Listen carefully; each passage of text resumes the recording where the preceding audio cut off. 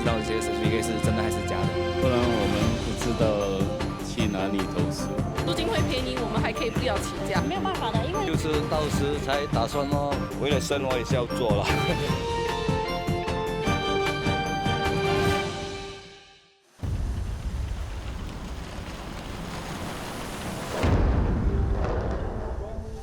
在新加坡生活了超过20年，38岁的陈阳一直觉得打雷下雨很平常，没想到一次赶着赴约，却让他到现在都忘不了。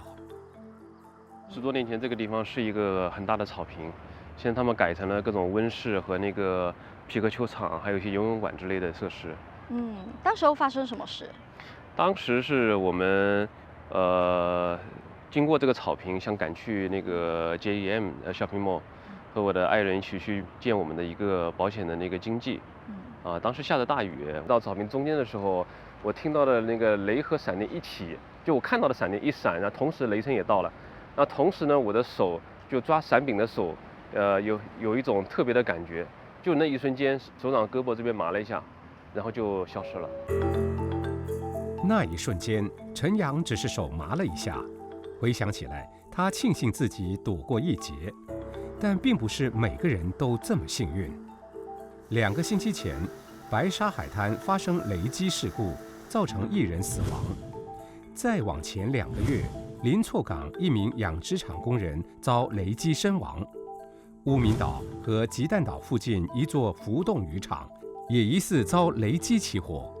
短短2个月内，接连发生3宗雷击相关事故。陈阳当时只是觉得手麻了一下，事后也没有求医。在医院急诊部服务了6年的林道明医生说，就算看起来没什么大碍，也不能掉以轻心，因为有些雷击伤害可能不会马上出现。在这种情况下，以你所描绘的，它在一个空旷的地方撑着雨伞，而如果周围没有其他的较高的建筑或者大树的话，这很可能应该是直接被雷劈到。所有的伤者都必须前去看医生，因为他们可能有受到肉眼看不到的伤势，而只有进行医疗评估之后，才能确保他们其实一切正常。我就曾经治疗过2位病人，他们正在扫墓。在空旷的地方就下起大雨，其中1位撑着雨伞，2个人就躲在雨伞下避雨。他们听到了一阵雷声，然后其中1位被雷劈到，幸好的是他们2位都侥幸的保命，只是有点皮外灼伤而已。其中1位被伤到了所谓的 Lichtenberg Figures， 这算是小的皮外伤。2位进行评估之后，在几个小时之内观察后，当天都出院了。他们被劈到是因为手撑着雨伞吗？其中1位撑着雨伞，然后2个人就躲在雨伞下避雨。那他旁边那1位病患也被电到？因为他们2个人同时在雨伞之下，而且2个人的身体有触碰。那这样的一个雷劈的皮肤伤痕，需要花多少时间去治疗和观察？通常这种皮肤的伤痕在几个星期内它会自己的消失，这是算是短暂性的一种伤势来的。不过说到避雷，不少人都有自己的方法。打雷的时候撑伞继续走，安全吗？不太安全。为什么？它有那个电呢，它不是避雷针啊。躲在树下的话呢？更加死啊。雨伞有那个铁的吗？也是不太安全吧？不太安全啦。应该在室内里面比较好。有带雨伞的话，应该用雨伞去躲在这个大楼大厦里面吧。他拿雨伞，你不可以拿到中间那边，它的铁的咯。铁的话，它就会打你的手哦。不少人都把焦点放在雨伞上，不过真正增加雷击风险的，往往是继续留在空旷地方。如果是在市区，然后周围都是有很高的建筑物，并且建筑物有避雷针，大家其实是可以撑伞来避雨的。那么如果说你在户外、野外比较空旷的地方，比如说公园呐、沙滩呐、球场啊，本身你相对于周围来说就是一个比较高的点，那么你就是比较容易暴露在雷击的风险，然后外加上那个伞上面又有金属部件，所以其实比较危险的。如果公众有听到雷声，他们就应该立刻去找避险地方，因为听到雷声就代表你已经是在闪电雷击的区域了。就是不要去管有没有下雨，只要听见雷声就赶快躲起来了。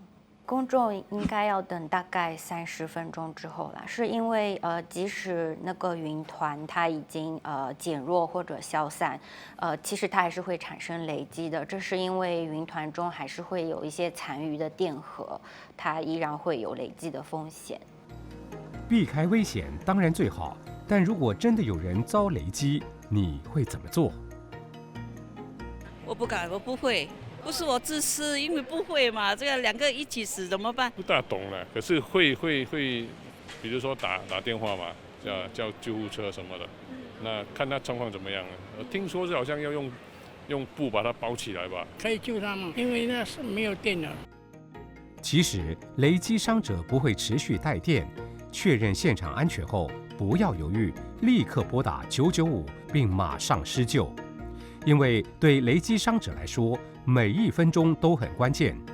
医生说，雷电会影响心脏和呼吸，严重的话可能导致心跳、呼吸停止。如果伤者已经没有呼吸或心跳，就要马上进行心肺复苏术，把握黄金抢救时间。一开始的5分钟是最关键的，一般来说越早越好。那每1分钟的流逝，如果你不及时的抢救的话，它的死亡率会上升10%。有很多雷击造成的伤害啊，它可能会延迟发生，而且它可能会在数天之内呢发展恶化。比如说雷击它会对我们的神经系统造成影响。长远的来看，有一些遭受雷击的伤员，他可能会出现记忆、情绪，另外就是外周的这些感觉都会受到影响。他可能会有经常害怕听到雷声，或者有些病人会产生长期的这些疼痛的现象。邱永银医生告诉前线，很多人都会以为雷击现场如果有很多伤者，应该先救还有生命迹象的人。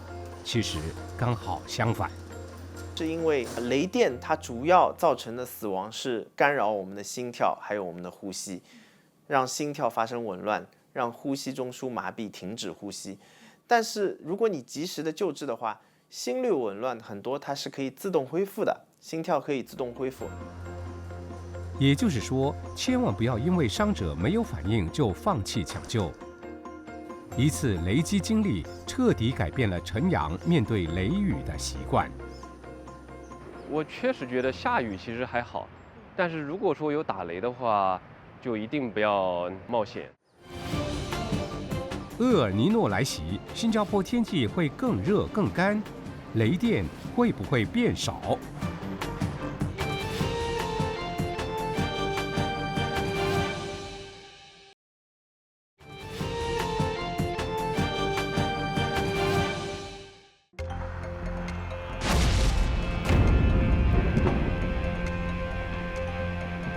最近接连发生雷击事故，不少人开始觉得新加坡是不是越来越多雷？其实没有，新加坡本来就是个经常打雷的地方，平均1年有167个雷暴日。过去30年，4月雷暴最活跃，到了7月，平均还是记录约950次地面闪电。地面闪电，也就是闪电直接从天空打到地面。因为新加坡地理位置是在赤道上面，赤道上面它的空气是偏热偏不稳定，所以很容易就会上升，然后形成这些风暴。所以风暴一多，它打雷闪电的次数也自然会多了。雷暴虽然常见，不过气象署告诉前线，不同地区出现的频率也不一样。哪一个区域会有比较多雷电呢？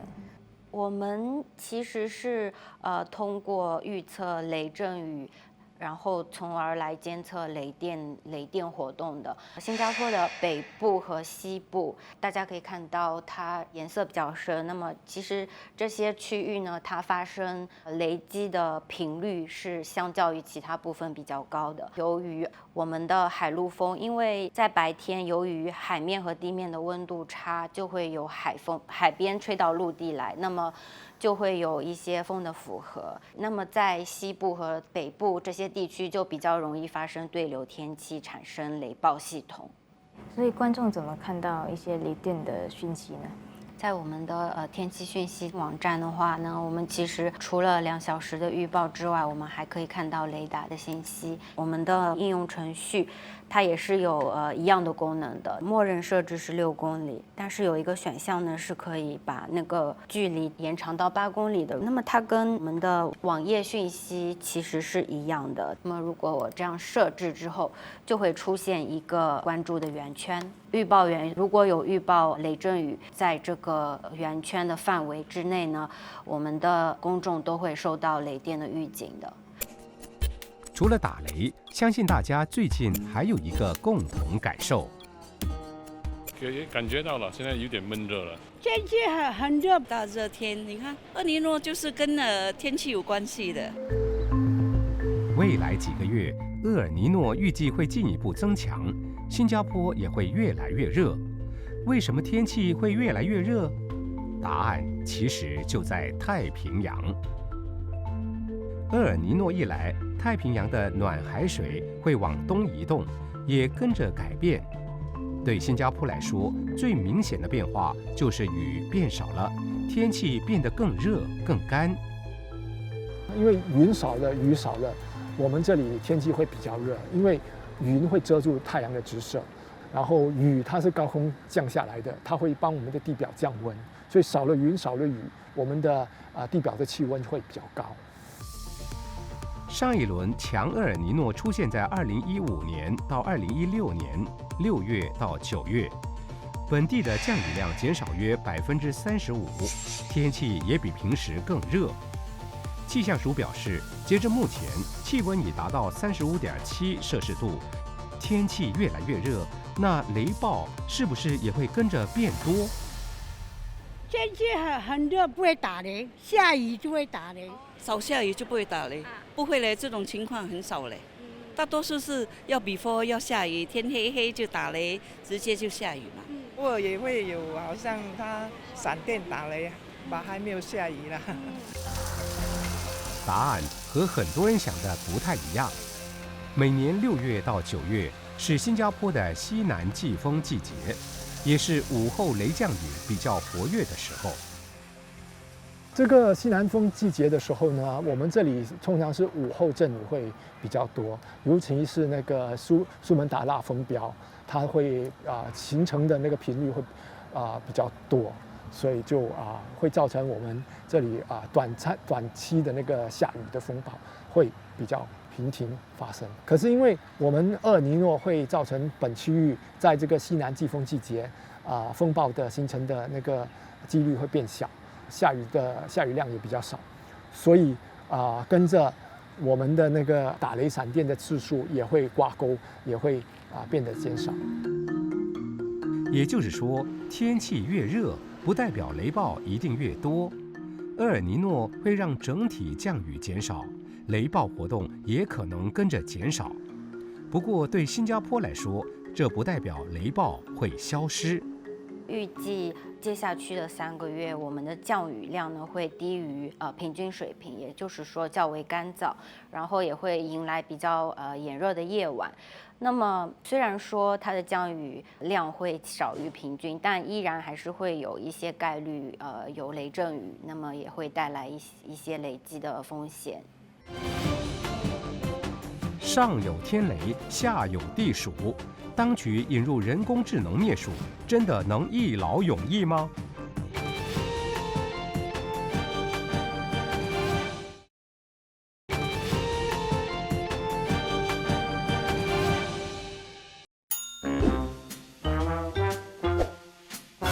它看起来或许有点可爱，但也是许多人最不想遇见的。这些神出鬼没的老鼠到底躲在哪里？今天我们就来当一回老鼠侦探。根据国家环境局的最新数据，平均每个监测周期发现的鼠洞数量有下降的趋势，从2025年的约4900个到2026年初的约2900个。在新加坡，最常见的鼠类主要有3种：屋顶鼠、家鼠和沟鼠。哪里有食物、有水源，又有藏身之处，哪里就容易吸引它们。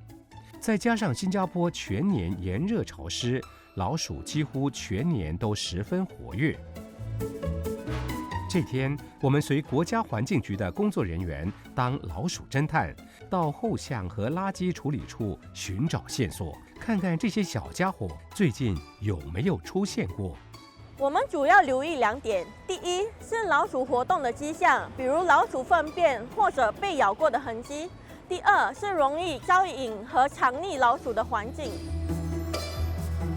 所以通常如果我们看到这种垃圾桶的话，我们会看有没有缝隙啊，因为那些缝隙的话，可能会让老鼠进去找食物。像这样的话我们发现那个垃圾桶不是完全盖住的，我们就会和那个业主沟通啦，叫他们必须要保持那个垃圾是在那个垃圾桶里面的。So have to make sure your bin is fully covered, yeah. Not the rats can come in and out. 为了不让老鼠卷土重来，国家环境局会持续展开灭鼠行动，进行夜间巡查，并每2个月检查公共区域的鼠洞数量，追踪老鼠活动趋势。当然，也少不了这些高科技帮手。我们会用被动红外线相机，在怀疑有老鼠活动的地区进行一段时间的监控。这类型的相机能在老鼠触发到传感器时自动拍照和视频。自2024年起，我们在监控技术加入了热成像相机。热成像相机能在不惊动和打草惊蛇的情况下，对于区域目标进行隐蔽式的监控，在光线不足的情况下，清晰捕捉到老鼠的热成像面和活动轨迹。老鼠数量一旦失控，不仅会传播疾病、污染食物和环境，还会破坏电线、水管等设施。想减少鼠患，最重要的还是保持环境清洁。国家环境局在2025年推出了 Cleaner Neighborhood Initiative， 通过与相关各方紧密合作，共同提升公众卫生水平。我们会向业主分享源头预防的措施。我们最核心的信息是，在老鼠繁殖之前就阻止它们。没有食物，没有藏身之处，自然就不会有老鼠。业主和管理处有责任自行聘请持有执照的灭虫公司来进行专业治理。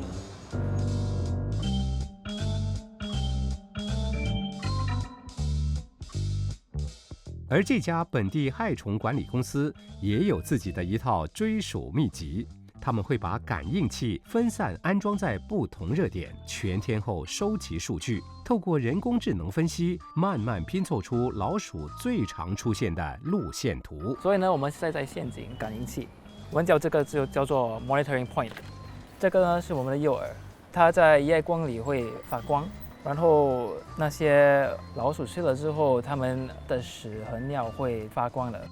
这里呢是这2个洞是让那些老鼠钻进去的。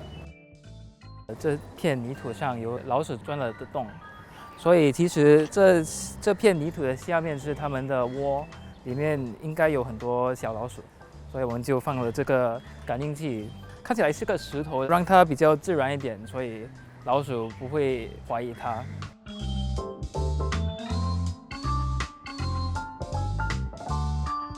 其实呢，这里可以看到地上那边有一些植物好像被老鼠压过了，而且这里有一些痕迹，被老鼠咬到。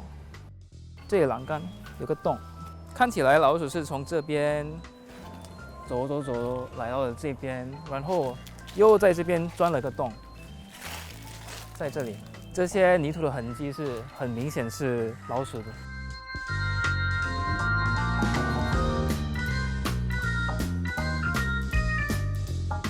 然后呢，这里也是个老鼠的热点，就是垃圾处理区。然后这里可以看到很多老鼠的屎，很明显是老鼠经过的地方。老鼠屎的形状通常都是小、有点长的黑的屎粒，这里，这都是老鼠屎。坦白来说，灭鼠是一项长期且持续的工作，在城市环境中完全根除老鼠是极具挑战性的。老鼠的适应能力极强，而且繁殖速度非常快。一旦垃圾管理出现疏漏，或者卫生标准有所下滑，老鼠很快就会卷土重来。要达到长期且有效的防鼠效果，最根本的方法还是长期坚持切断老鼠的食物来源和藏身之处。我们也鼓励公众成为我们的眼线，如果大家发现老鼠活动的迹象，或是容易藏匿老鼠的环境，可以直接向场所管理处反馈。